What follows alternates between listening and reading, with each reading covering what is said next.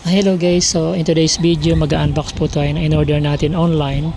So yung i-unbox po natin dito is isa sa mga importanteng item sa isang printing shop. So ito po yung papel o tinatawag nating bond paper. Before it was typewriting, so tinatawag natin typewriting. Kasi nga noong araw is uso yung typewriter. So yun, yung sample natin dito guys is hard copy, pero isa lang po ito sa mga brand ng mga papers. And may tatlong klase itong bond paper na size. So kung familiar po kayo, kung hindi nyo rin alam, yung tinatawag na long, short, saka A4.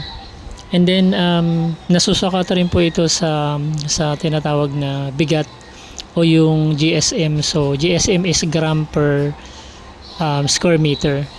So yung GSM is yun yung panukat ng kapal at saka bigat ng isang papel. Yung usual po sa typewriting or bond paper is 70 GSM guys.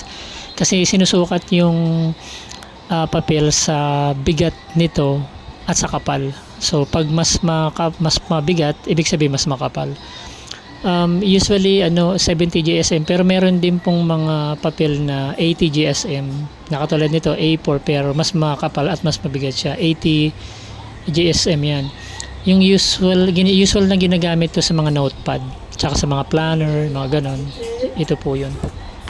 Yung classification guys ng bond paper is yung main is tatlo. Yung una, legal size o tinatawag na long, 8 1/2 by 13 inches po yan.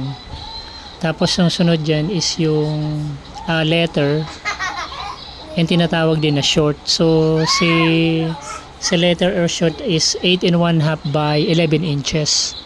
So literally mas maikli siya kaysa kay long.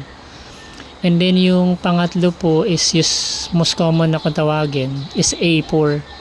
Si A4 guys is may sukat na 8 1/4 by 11 3/4. So ito is mas malaki ng konti lang kay short. So yun lang pagkakaiba niya. Medyo mahaba lang ng konting-konti.